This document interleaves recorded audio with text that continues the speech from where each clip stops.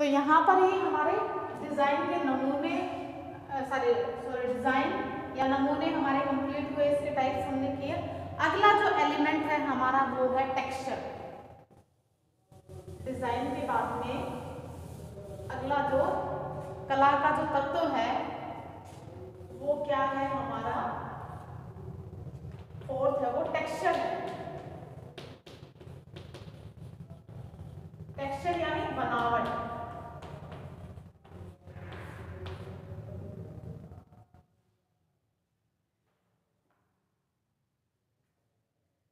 कला के तत्वों में जैसे लाइन, शेप और डिजाइन की इंपॉर्टेंस है, वैसे ही टेक्सचर का भी अपना एक अलग ही महत्वपूर्ण स्थान है। गृह सज्जा में इसकी भी अपनी इंपॉर्टेंस है और इसको गृह सज्जा में आकर्षण के लिए इसका होना अति आवश्यक होता है। विभिन्न वस्तुओं के निर्माण में प्रयुक्त सामग्री अथवा निर्माण विधि का उसके धरातल पर स्पष्ट प्रभाव देखने को मिलता है। उसके अंदर बनावट का ज्ञान केंद्रियों के माध्यम से किया जाता है। ज्ञानेंद्रियों के माध्यम से हम बनावट का ज्ञान करते हैं।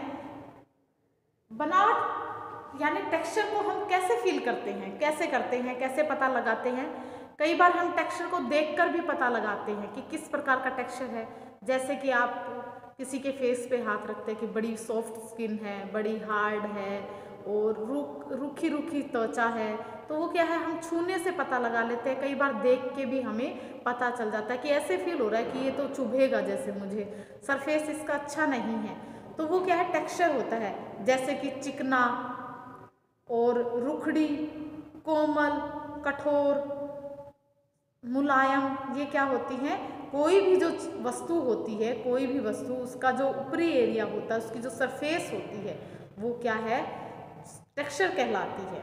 किसी भी वस्तु की रचना एवं चमक में भी उसके खुरदरेपन अथवा कोमलता का पता लगाया जा सकता है। जितनी ज़्यादा चीज़ें चमकीली होंगी वो क्या है उतनी ही स्पष्ट यानी सॉफ्ट होती है। और कई बार क्या होता है कि वस्तु क्या है चिकनाई कम होती है, उसके ऊपर जो शाइनिंग कम होती है, तो उसका क्या मतलब होता है कि वो जो वस्तु है वो क्या है फील करने पर हार्ड लग रही है। तो ये क्या है हमें उसको छूकर देखने से पता चल जाती है।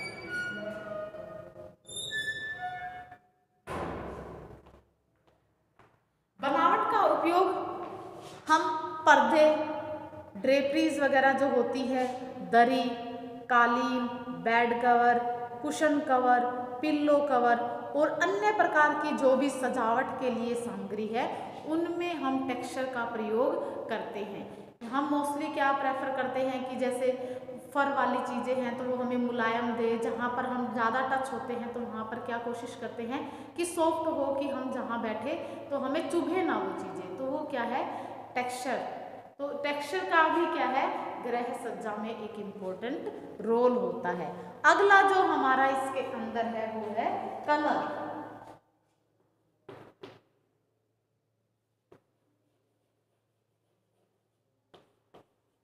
यानी रंग, कलर।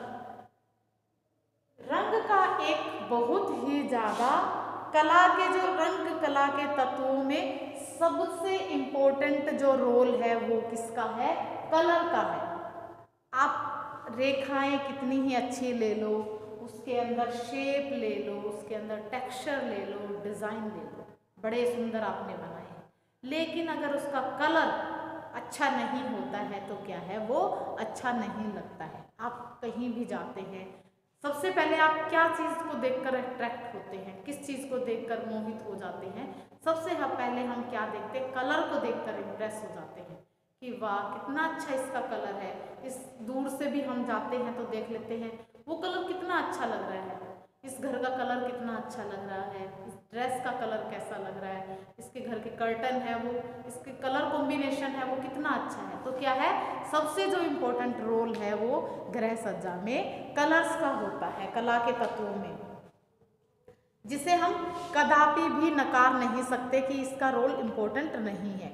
रंगों का मानव जीवन में गहरा संबंध होता है। रंगीन वस्तुएं मन को प्रसन्नता, उल्लास, खुशी और उत्साह से भर देती है।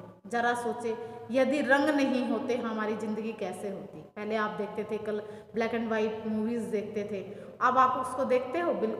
हमने तो कहाँ देखी colour black and white movies, लेकिन अब क्या है, हम कलर देखते हैं। एक आप आजकल देखते हो, पहले 2D देखते थे, आजकल ये जो HD मूवीज़ वगैरह जो देखते हैं, तो आप उसमें अलग ही आपको देखने को मिलता है।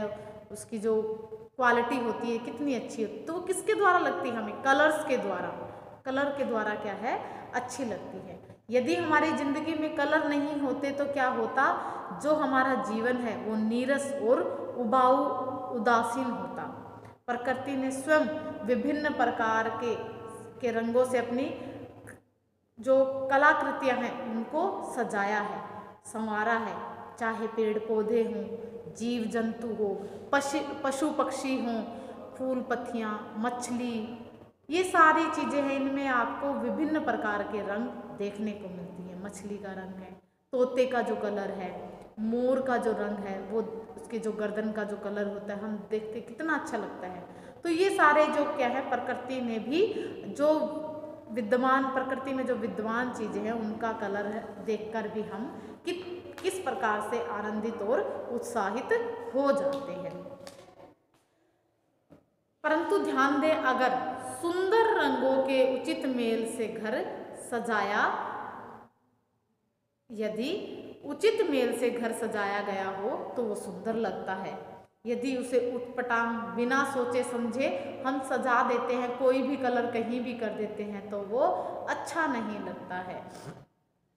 अतः रंगों का जो उपयोग है वो बड़ी ही सोच समझकर किया जाना चाहिए, बुद्धिमान पूर्वक किया जाना चाहिए। रंगों का स्थान, समय, वातावरण, आकृति, रूप, परिस्थिति, मौसम आदि के अनुसार वे सुंदर लगते हैं। रंगों का प्रयोग करना भी एक कला है। यह कला किसी व्यक्ति में जन्मजात होती है तो किसी को अर्जित करनी पड़ती है। रंगों का अपना ही एक विज्ञान होता है, सिद्धांत होता है।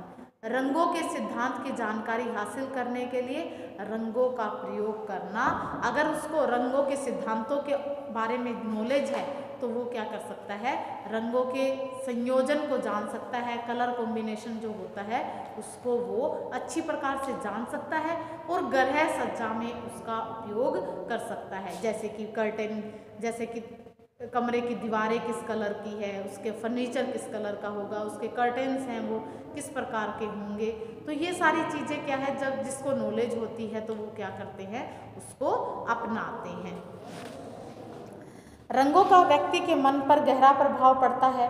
कुछ रंग चित्त को हर्षित कर देते हैं, उत्साहित करते हैं, तो कुछ रंग अवसाद और निराशा उत्पन्न कर देते हैं। रंगों के स्थान व दूरी, रंगों से क्या है, स्थान एवं दूरी का भी भ्रम पैदा होता है। हल्के रंगों से पुती दीवार कक्ष को जो है वो बड़ा बड़ा दिखाती है। जैसे कि आप देखते हैं मोस्टली जो हमारे छत की दीवार है वो वाइट होती है या फिर लाइट कलर की करते हैं। क्यों करते हैं?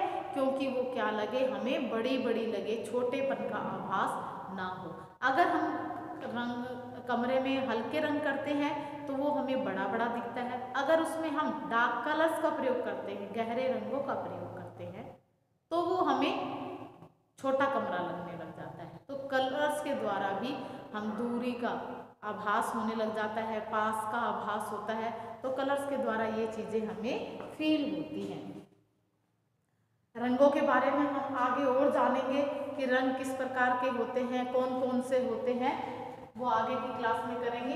एक बार यहाँ एलिमेंट्स के हिसाब से मैंने आपको इतना ही बताया है, बाकी इसका डिटेल से करेंगे कि प्राइमरी कलर्स को कितने प्रकार के होते हैं, प्राइमरी, सेकेंडरी, टर्सरी, ये कलर्स होते हैं, कौन कौन सी इनके अंदर स्कीम्स होती हैं, ये सारी आगे की क्लास में करेंगे।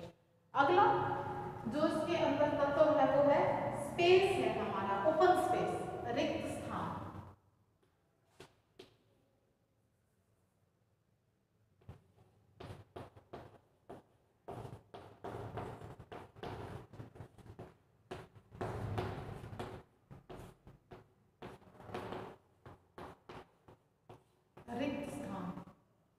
स्पेस, इसका भी अपना ही एक अलग महत्व होता है। गृह सज्जा में रिक्त स्थान का भी इम्पोर्टेंस होता है। जितना कि रंग, आकार, बनावट, प्रकाश इन सब का होता है, इसका भी अपना ही एक स्थान होता है। हम देखते हैं कि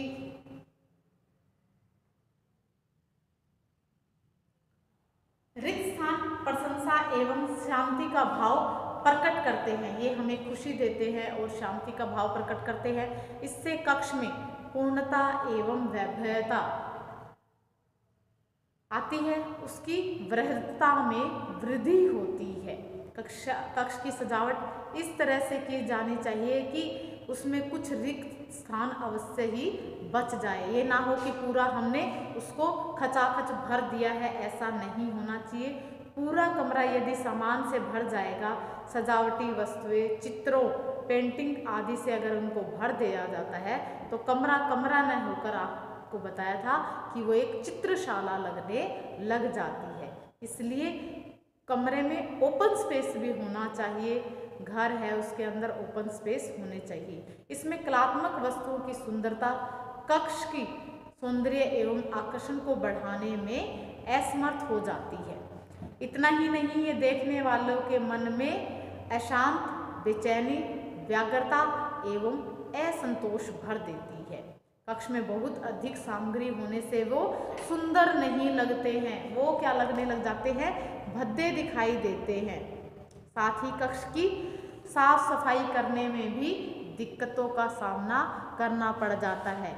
अगर हमारा रूम भरा भरा है, सामान आने जाने के लिए कई बार स्पेस नहीं होता तो हमें बड़ी दिक्कत होती है। रात को हमें उठना पड़ता है, अंधेरे में चलते हैं तो कभी इधर से ठोकर लग रही है, कभी उधर से लग रही है, तो ऐसा भी नहीं होना चाहिए। इसीलिए रिक्त स्थान का भी अपना महत्व होता है।